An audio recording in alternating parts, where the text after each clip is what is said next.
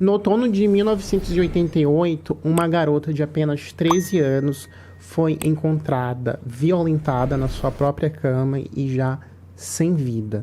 Esse foi um crime chocante, por ela ter sido violentada dentro de casa e ter acontecido tudo isso dentro da casa dela, porém muito comum para o cenário da época onde aconteceu. Esse crime ocorreu em Hwaseong, em uma cidade lá na Coreia do Sul, e ela foi a 8ª vítima de pelo menos 10 outras vítimas femininas que perderam a sua vida, a vida delas, da mesma forma, pelo mesmo tipo de crime. Elas eram violentadas, o criminoso usava peças do vestiário dela para amarrar elas e ali tirava a vida delas, sufocando com as mãos. Esses crimes acabaram se tornando muito comuns nessa cidade, em Hwaseong, e isso gerou um alerta para todas as pessoas. As mulheres ficavam com medo de sair de casa e os homens também com medo de sair porque eles poderiam ser incriminados pelo ocorrido. Claro que o criminoso poderia ser tanto um homem quanto mulher nesse caso. E isso mostrou para as pessoas ali daquela cidade que ninguém estava seguro. Uma pessoa chegou a ser interrogada, virou suspeita e depois foi condenada pelo crime dessa menina, mas até hoje ele nega dizer-se inocente. E pasmem, essa história levou mais de 30 anos para que o verdadeiro criminoso fosse encontrado. Então eu vou te dar todos os detalhes dessa matéria, desse caso, que é um dos casos mais macabros lá da Coreia do Sul e mais famosos também, que é retratado em vários filmes, em dramas coreanos de investigação. Vou te contar todos os detalhes logo depois da nossa vinheta. Então, roda aí a vinheta.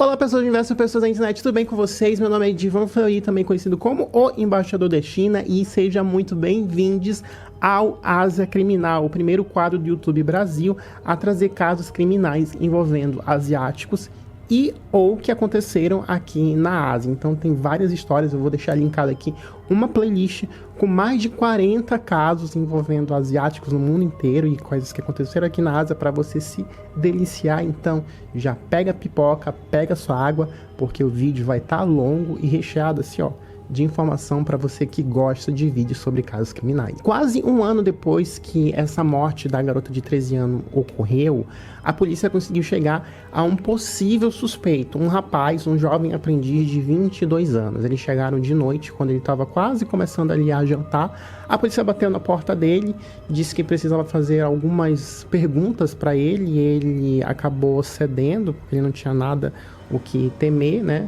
Ele perguntou se seria breve, a polícia disse que seria muito breve, um interrogatório, então prontamente ele foi direcionado até a delegacia local. Ele ficou durante 3 dias sendo interrogado sem parar, sem direito a comer, sem direito a dormir, e acabou eventualmente assumindo a culpa, a autoria do crime, dizendo que realmente era ele que tinha tirado a vida da moça, a jovem adolescente. Segundo a confissão dele para a polícia na época, esse jovem que a gente vai chamar de Ion, ele tinha saído para tomar um ar. Quando ele era mais novo, quando ele nasceu, ele teve poliomielite.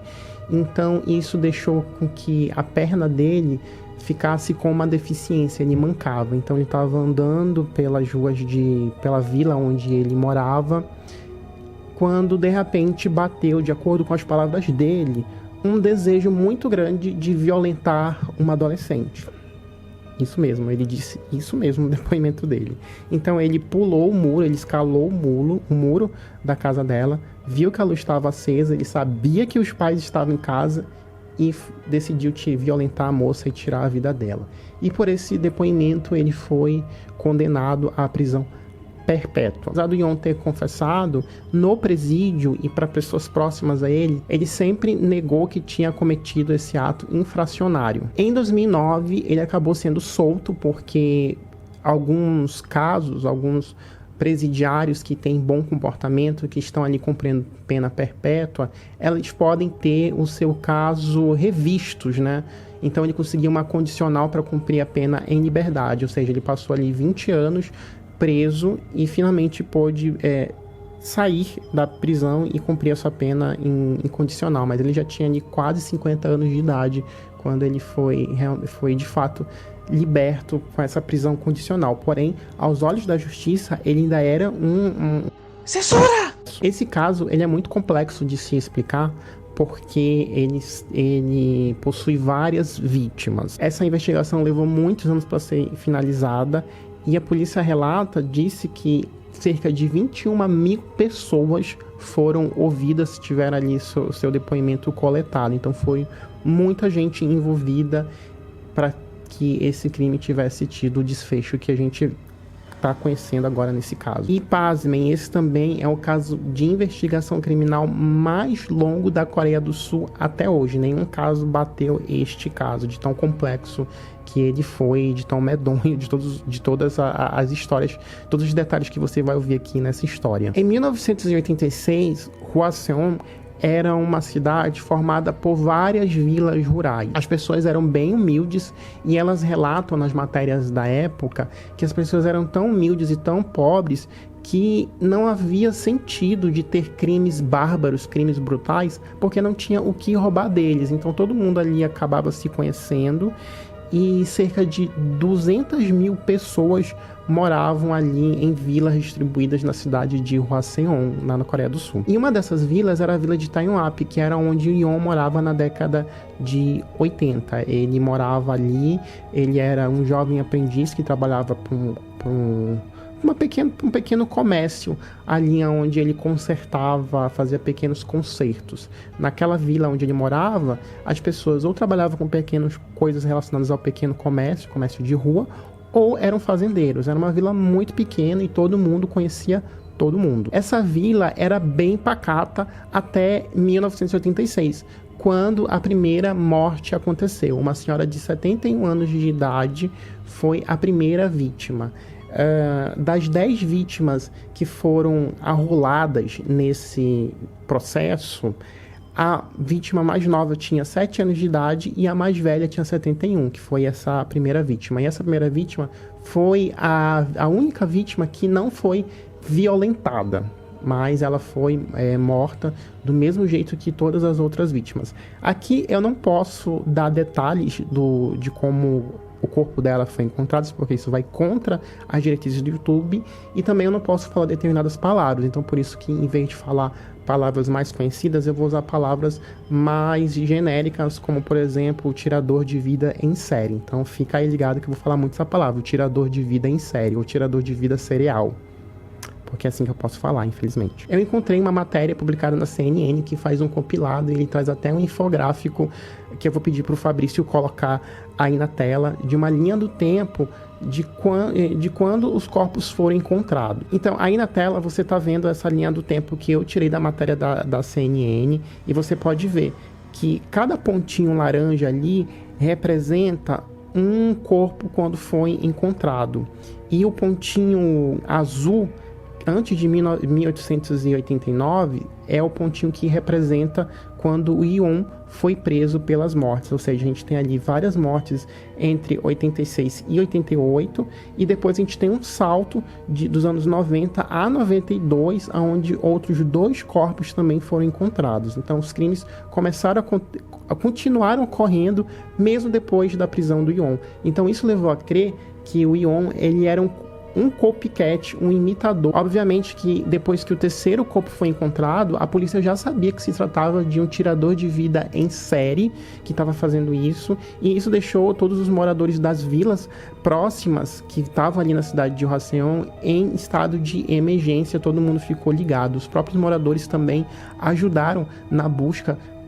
pela caçada desse tirador de vida em série. Então eles se amavam de pau junto com a polícia, porque o corpo policial, até antes do terceiro corpo ser encontrado, era apenas o corpo policial local. Depois que o terceiro corpo foi encontrado, o governo da Coreia do Sul viu que era uma coisa muito mais complexa e muito mais perigosa, então eles precisavam de reforço. Então foi aí que o corpo policial de polícias de cidades vizinhas foram acionadas e elas foram deslocadas para ajudar nas investigações, na busca pelo possível criminoso que estava tirando a vida dessas mulheres. Eram crianças, adolescentes e pessoas que trabalhavam nos comércios locais. Naquela época, era muito comum as cidades não terem luzes, as vilas, no caso. Então, era muito escuro. As mulheres não podiam sair de noite na rua. Elas tinham medo até de usar vermelho, porque houve um boato na época de que elas eram miradas, visadas, por usarem vermelho, mas isso era apenas boato. E a polícia também acreditou nesse boato, né? Usou esse boato como uma forma de tentar atrair o assassino. Então os policiais tentaram fazer várias emboscadas usando mulheres que estavam de vermelho, mas nada deu certo. Vale lembrar que a gente está falando da década de 80, a gente não tinha câmera de segurança, não tinha tecnologia, não tinha muita coisa para ser usado para poder caçar este atirador de vidas. Então a polícia tinha que usar ali meios criativos para tentar encontrar a pessoa que estava fazendo isso. E eles já sabiam que era um homem que estava fazendo isso, porque a polícia pelo menos tinha tecnologia para tentar distinguir ali o sêmen que era encontrado no corpo das vítimas violentadas. Então já sabia-se que pelo menos era um homem responsável por aqueles crimes. A coisa foi tão absurda na investigação que a polícia chegou até ouvir um xamã. É muito comum na Coreia do Sul, vocês vão ver muitos crimes, histórias aqui que eu vou contar na Coreia do Sul, em que temos xamãs envolvidos, eles vão ali predizer quem é o assassino.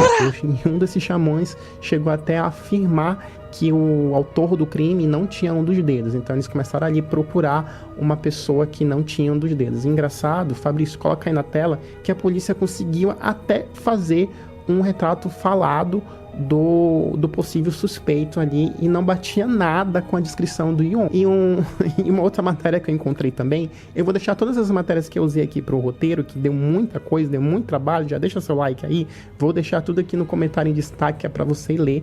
E todas as matérias estão em um idioma estrangeiro, então você precisa usar pelo menos ali o Google Tradutor para poder entender e se situar. Mas se você não quiser ter todo esse trabalho, fica aqui no vídeo, você vai ter que ouvir esse vídeo até o final, porque tem muita coisa para falar. E esse caso começou a crescer mais, tanto que o raio onde a polícia pesquisava, fazia as buscas, começou a aumentar desproporcionalmente. Eles encontravam o corpo, colocavam ali um raio possível suspeito, mas aí, dias depois, meses, semanas depois, apareceu um corpo em uma outra vila bem longe de onde tinha. Então, eles estavam procurando basicamente uma agulha dentro de um palheiro, que era um raio muito grande. Então, por isso, foi necessário muita gente para tentar encontrar respostas de onde estava esta pessoa que estava atacando as mulheres. A polícia computou cerca de 2 milhões de dias nesse caso.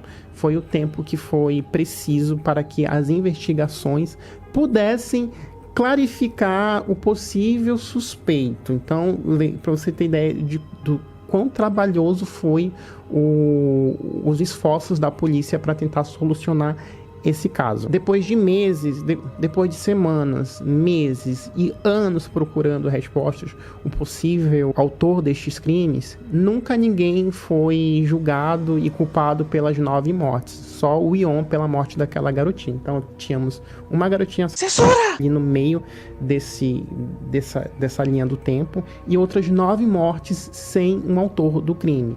O crime acabou prescrevendo, porque prescrever significa que quando o crime acontece, ele tem um prazo de validade para que a polícia investigue. Se esse prazo de validade chegar até o fim, a polícia não tem mais a obrigação de gastar esforços para procurar o bandido, para procurar o criminoso. E mesmo que esse criminoso seja encontrado, ele não pode ser levado para a justiça, porque o crime já prescreveu, já passou da validade. Bem triste saber disso, né? E assim ficou. Por muitos anos, parecia que isso seria um mistério que jamais seria solucionado para a Coreia do Sul. Então isso inspirou vários filmes e vários dramas. Inclusive, se você for assistir, por exemplo, O Túnel, que é um drama maravilhoso que eu recomendo, ele se baseia nesse crime, né? E eu acho que Muitos, mas muitos, gente. Toda vez que eu vejo um drama policial, eles fazem referência a esse caso de certa forma. Eles dão ali eles colocam ali esse assunto ali no meio. Inclusive, eu fiz um vídeo com a Grazi.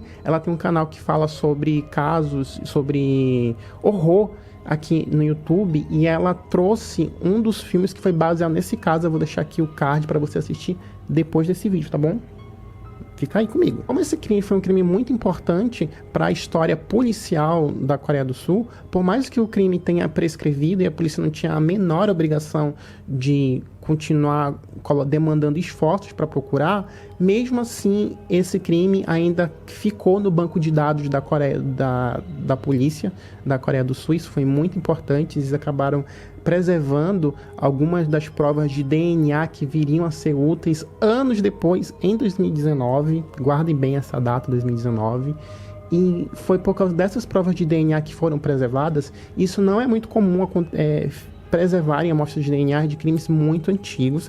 Geralmente tem ali um prazo de 20 anos para que essas amostras de DNA fiquem guardadas. Mas como esse caso foi um caso que repercutiu tanto, e afetou tantas vidas, ficou tão famoso, que a polícia, o sistema da polícia, acabou ali colocando uma brecha e acabou preservando essas amostras para que um dia talvez esse crime pudesse ser solucionado. Então, em setembro de 2019, veio uma bomba que caiu assim de mão beijada na imprensa da Coreia do Sul.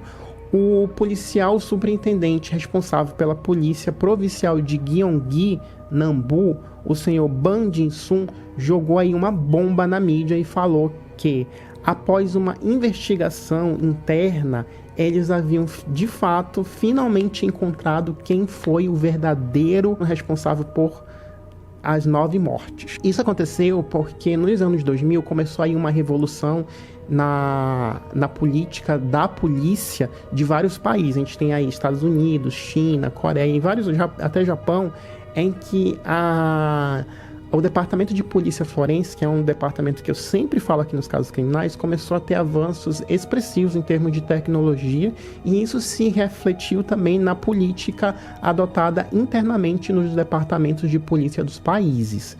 Então, através desses avanços, quando começou esse auê, esse agito, a polícia da Coreia do Sul começou a se modernizar e começou a usar ainda mais a polícia forense, que eles viram que era importante. Então, quando eles se modernizaram, eles acabaram resgatando vários casos do passado para verificar se realmente as pessoas que estavam ali presas por aqueles crimes eram realmente os autores ou coautores dos crimes. E foi justamente nesse cenário que a gente vê aí essa investigação surgindo em 2019. Então, a polícia afirmou que em julho de 2019, eles começaram a reabrir esse caso frio, né? Esse cold case, que a gente chama em inglês. E eles começaram a cruzar as amostras de DNA que eles tinham daquela época, de 30 anos atrás, com um banco de dados de presidiários que estavam cumprindo pena nas prisões da Coreia do Sul. E foi aí que eles conseguiram ver que 3 das amostras de DNA batiam com um detento em específico que já estava preso desde 1994. Então, Fabrício, coloca aí de novo a linha do tempo lá da CNN. Se você for ver, as mortes pararam depois de 92. As mortes pararam em 92, né? E não teve mais morte, porque provavelmente o bandido ou ele tinha morrido ou ele tinha sido preso. E voilà, ele já estava preso, mas ele foi preso não por esses crimes, mas por ele ter matado a própria cunhada. E adivinha como é que ele matou? Da mesma forma que ele matou as outras vítimas. Acontece que em 1994 ele era casado e a mulher dele queria pedir o divórcio. A gente não sabe os motivos que a mulher queria pedir o divórcio, porque todas as vítimas que são relatadas a esse caso, elas têm ali o direito do sigilo judicial. Então a gente não sabe o motivo. Eu sei que ela queria pedir o divórcio e ele não gostou da forma como o pedido foi feito, como todo o processo foi desenrolado. E o que foi que ele fez? Ele chamou a cunhada dele, de 18 anos, para casa dele, e lá ele violentou a cunhada dele, fez a mesma coisa, né? Pegou aqui no pescoço dela, tirou a vida dela, deu fim no corpo dela, e ele, pasmem, gente, ele ajudou o sogro dele, que era o pai da moça, né, a procurar a menina. Então ele foi, cooperou com as investigações, porém um detalhe curioso, no mínimo curioso, colocou ele como principal suspeito desse crime. A polícia já tinha achado o corpo, porém os policiais não falaram qual foi a causa-morte, como é que ela morreu.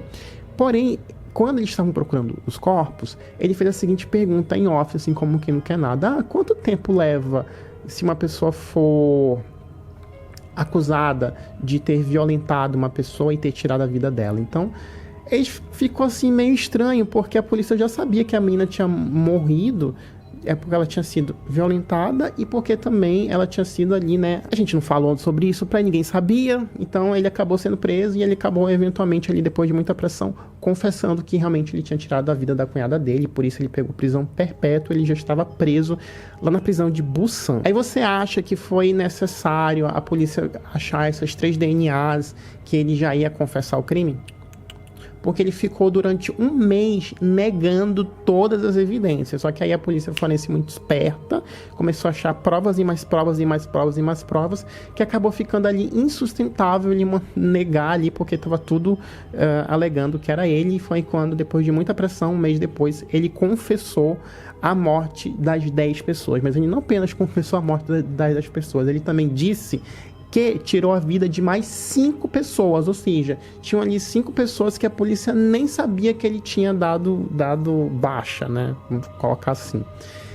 E o depoimento dele foi um depoimento tão conciso e tão detalhado que ele chegou a pegar um pedaço de papel, a desenhar um mapa e dar detalhes que só quem fazia parte da investigação do corpo ali de policiais sabia que realmente bateu tudo, e só quem estava fazendo parte da investigação sabia desses detalhes. Então ficou ali evidente que ele era o tirador de vida em série que estavam procurando durante anos.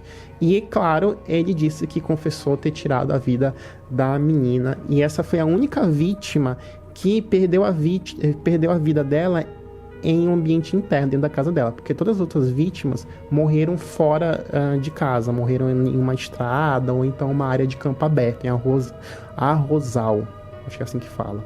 Enfim, um campo aberto. E não só isso, gente, ele também admitiu que ao longo da histórico criminal dele, ele chegou a atacar de 30 a 45 mulheres, né? E desse número todo, 15 acabaram perdendo a vida. Então, depois de toda essa investigação, o nome do nosso atirador de vida acabou sendo divulgado para a imprensa, as pessoas realmente agora sabiam, e a gente tinha um nome oficial real, que era o senhor Lee Chun-jae. Só que, mesmo diante de toda essa repercussão e de ele ter confessado o crime, isso não fazia com que o nosso outro suspeito, o Yeon, que já tinha passado mais de 20 anos na cadeia, que agora ele estava em liberdade, mas sob condicional, isso não fez com que ele deixasse de ser um censura! Porque ele ainda respondia por esse crime. Ele respondia em liberdade, mas respondia. Então ele precisava aí lutar contra o Estado, para variar, para limpar o nome dele. Então, em 2019, o Yeon começou uma batalha legal contra o Estado para que ele tivesse a sua pena revista e não fosse mais condenado, e fosse visto como um homem que foi condenado injustamente. Então, começou aí todo um imbróglio para provar a inocência dele, e foi e está sendo um processo muito custoso, porque esse processo ainda não terminou, começou em 2019 e está se arrastando ainda. E a história do Yeon é uma história muito sofrida, porque ele, quando ele era criança, a mãe dele morreu no acidente de carro e o pai recebeu a herança e acabou usando toda para ele em vícios, bebendo, gastando tudo nele.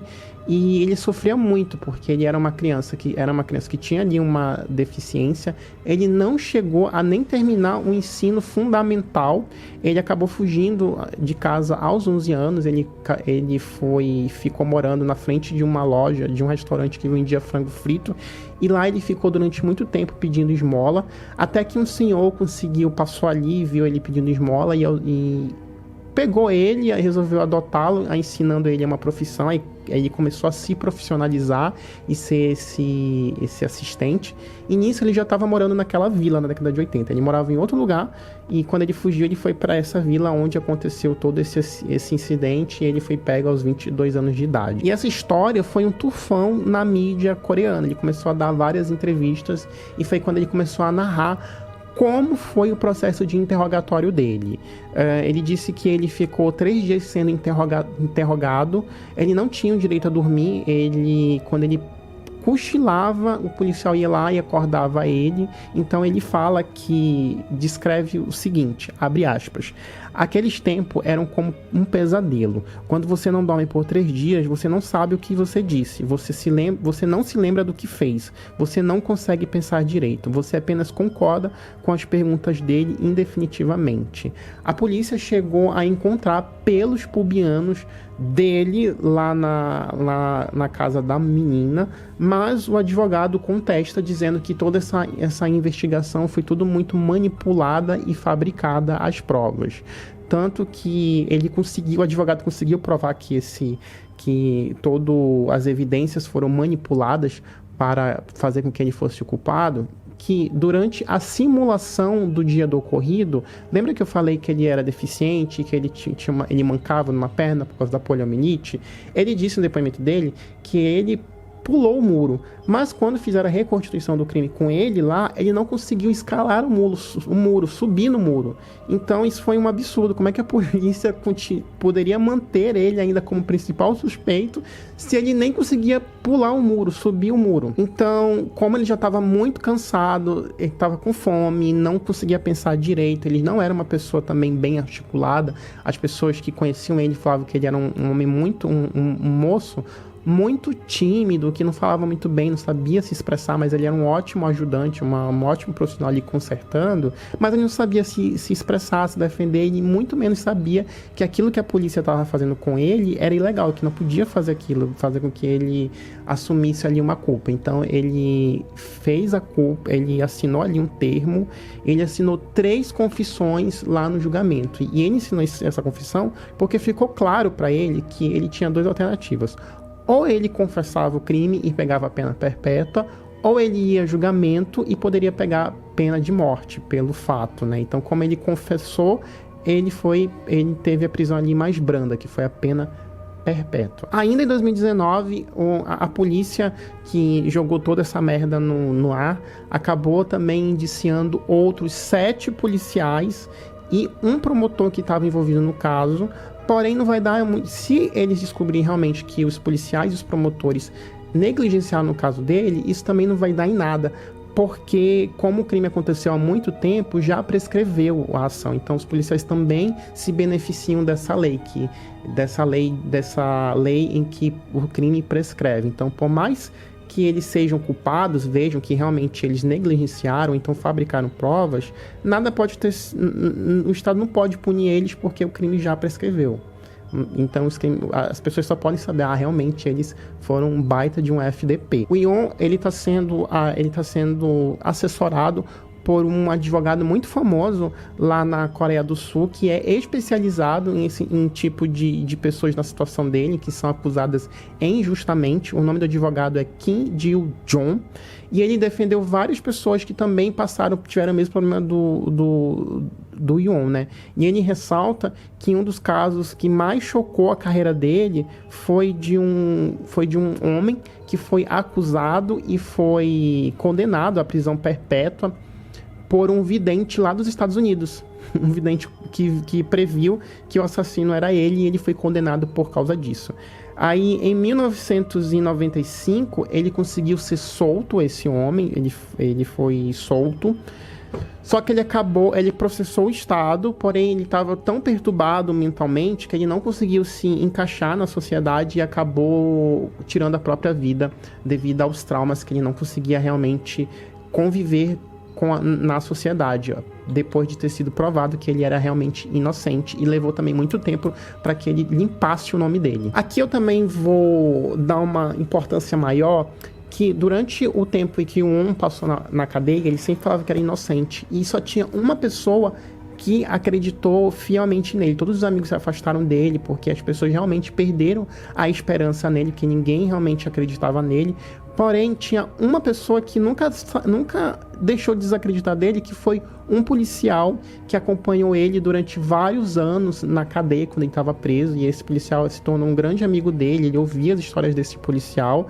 Quando ele foi solto, em 2009, foi esse mesmo policial que acabou dando um emprego para ele, porque ninguém ia dar emprego para um homem que foi condenado, mas que estava cumprindo pena em liberdade. Então foi esse policial que durante os 3 primeiros anos em que ele ficou ali em liberdade, depois de ter sido preso, ajudou o Yon a se reestruturar, a se erguer na vida. Ele é extremamente grato. E esse homem, eu até peguei a foto dele, se chama Park Jong-deok. Não sei falar em coreano, gente, mas é este homem aí que o Fabrício vai colocar na foto.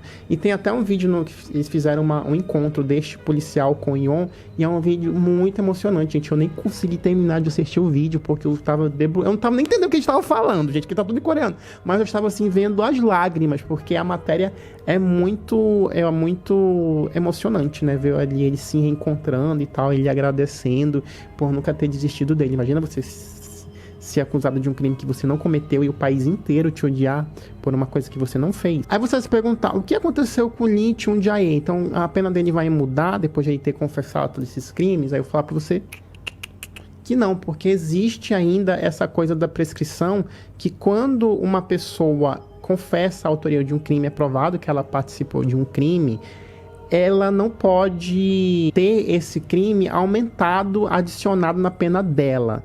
Isso é uma lei que foi derrubada em 2015, então os crimes de 2015 para cima, para hoje, se a pessoa cometer um crime, ela pode agora ter a sua pena revista e aumentada.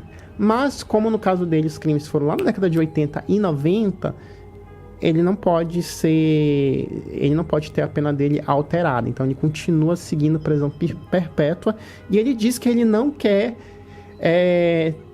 pedir uma liberdade condicional, uma liberdade fora da prisão, né, que nem o Yon teve, até porque depois disso tudo é bem provável que ele nunca consiga esse pedido, né, aprovado, porque ele acompanhou o que aconteceu com outro caso que teve esse ano, que teve um homem que violentou uma garota de 8 anos de idade. Isso ele quase foi linchado pelas pessoas da Coreia. A polícia teve que colocar ali ele em um cerco ali especial, proteger a casa dele, porque ele ia ser linchado. Então, como ele viu que isso repercutiu tão mal, ele disse para a imprensa que ele não quer sair da cadeia, ele prefere ficar lá porque ele acha que ele vai estar muito mais seguro dentro da cadeia do que fora da cadeia, porque tem muita gente querendo a pele dele, obviamente, né? Aí vamos lá. Em fevereiro deste ano, 2021, a gente teve o pré-julgamento do Yon. Lembra que eu falei que o Yon vai ter que começar aí uma árdua luta para provar que agora ele não é bandido, nunca foi um bandido? E nesse pré-julgamento, ele teve o apoio do Lee Chung-jae. O Lee Chung-jae confessou todos os crimes e reiterou de novo que a autoria do crime que ele foi condenado, que o Yon foi condenado, foi dele, não foi do outro, do Yon. Então ele deu todos os detalhes e ele disse que quando ele cometia esse crime, ele não pensava muito assim do que ele estava fazendo. Ele só sentia um desejo muito forte, ele perdia a cabeça, se descontrolava, tinha ali essa psicopatia e acabava tirando a vida das pessoas. Então ele não tinha um motivo para fazer isso. Ele fazia porque ele queria fazer aquilo. Aí ele disse o seguinte frase que eu achei bastante impactante durante o julgamento, abre aspas, o nosso tirador de vida, né, o Lee. Eu não estava pensando ou planejando. Eu cometi os crimes como uma mariposa atraída pela chama. Que desculpa bosta, né? Enfim, pra você ver que às vezes, né, não tem uma explicação para crimes bárbaros que acontecem. A pessoa simplesmente quis fazer.